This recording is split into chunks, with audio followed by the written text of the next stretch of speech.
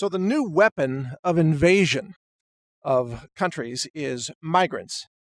In the old way of invading and occupying countries, it used to be done, Adolf Hitler style, where they would march in and blitzkrieg with the tanks and, bomb with the Air Force and, occupy with soldiers on the ground. The new way to do it is not with the invading force holding guns, but instead holding babies. It's all about migrants now that are being pushed to invade America or invade Western Europe. This is how you take over regions. And the weapon is really guilt or the exploitation of compassion, because the idea is, most people are good people. And so the media will depict these migrant caravans of, these poor, impoverished, homeless refugees. They need help. They need help. Let them in. And if you let them in, then the next thing is, they should have voting rights and they should get all this free health care and free entitlements. I mean, obviously they were poor people. We have to help them in every way we can. And then it's not just 4,000 migrants, and then it's 40,000, and then it's 400,000, and then it's 4 million. And before long, you're into hundreds of millions of migrants overrunning your country over a period of a few years. And this can happen. This is in the process of happening. But the correct answer to this, which is what this podcast is all about, is to look at the cause. Why are these people fleeing their countries? The answer to that is because their countries are in a state of collapse very often, such as Venezuela and so on, or near collapse, or they're suffering from corruption, starvation, economic destitution. They're fleeing their home countries because their home countries are a mess. Why are their home countries a mess? Because once you understand this, you understand the correct answer to this entire problem. The reason their home countries are a mess is because they're not free. They don't have liberty. Their home countries are a mess because they're run by socialists, fascists, or communists. And all of those lead to destitution and human suffering, starvation, lack of freedom, economic collapse, all of these things.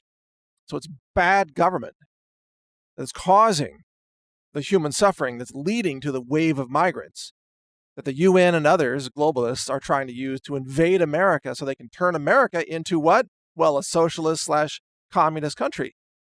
So this is it's like an epidemic of bad government that's spreading all around the world. Bad government in one country produces a wave of migrants that are fleeing that country, so they invade another country. And then that country, when those migrants come in, they vote for the same socialism that they just fled.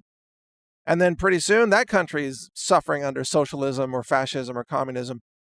And then the people have to flee that country. And it's a chain reaction of bad outcomes and human suffering and bad government. So what's the answer to all of this?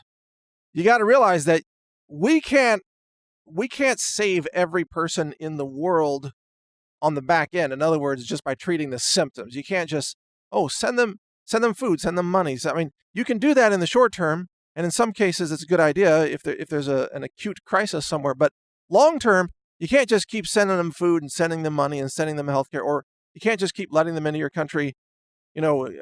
Here's another million. Here's another 2 million.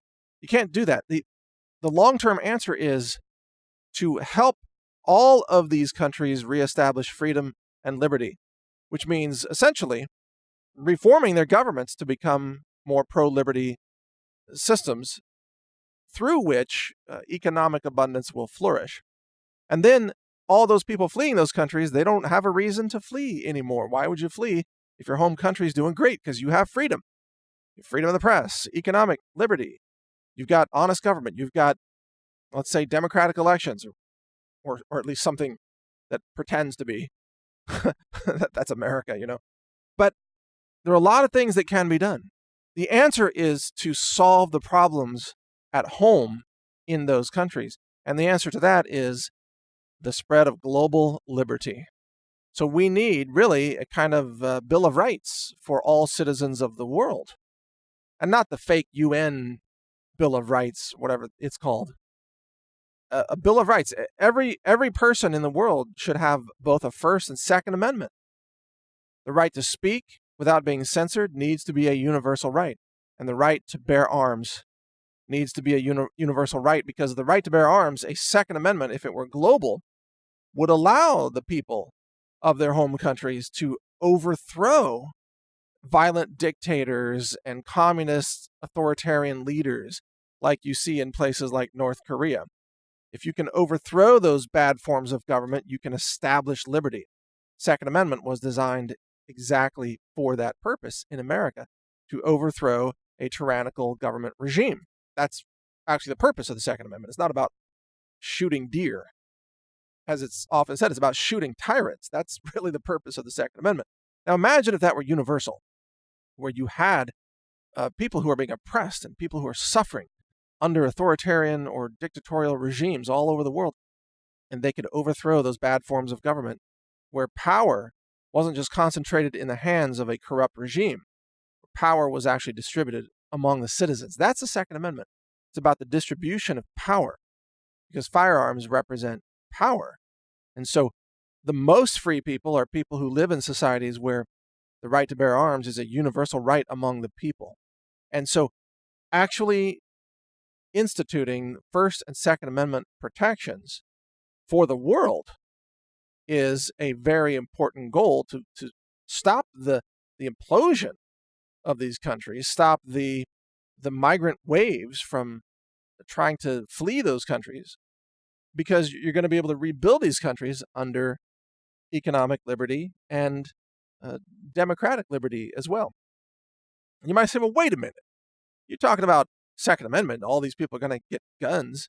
Aren't you just going to cause a lot of shootings in these countries? Well, at first, you're going to cause a lot of shootings of the corrupt criminal politicians, which is exactly the whole point here.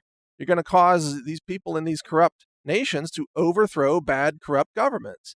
Yes, people are going to get shot in that process, but on the other side of that, you're going to have a more free society, and you're going to have a more abundant society where you don't have a corrupt regime that's just stealing all the money and siphoning off everything from the economy, leaving their population broke and starving. I mean, that's Venezuela. The best thing that could happen to Venezuela right now is if the people had enough guns to go in and shoot all the tyrants. I mean, flat out. That is the best thing that can happen. And then you wouldn't have all the problems there. You'd have a complete economic reform and so on.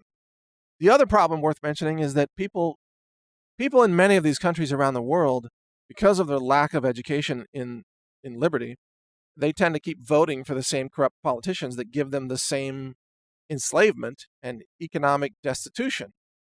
And so the people in Venezuela, for example, voted for this guy, Maduro. Of course, the elections weren't entirely honest, but it is said that in society, people get the government they deserve. Because a lot of people, especially in South America, they want socialist policies. They want the government to take care of them. They have not been educated in the importance of individual liberty and taking responsibility for your own life.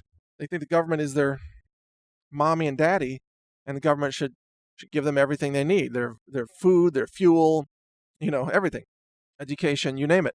So we've got to get away from government being the mommy and daddy. And that's a cultural change that also needs to take place. So that in addition to reestablishing First and Second Amendment rights everywhere around the world, we need to educate the world about the evils of socialism, the failures of communism, versus the economic success of individual liberty and free market systems.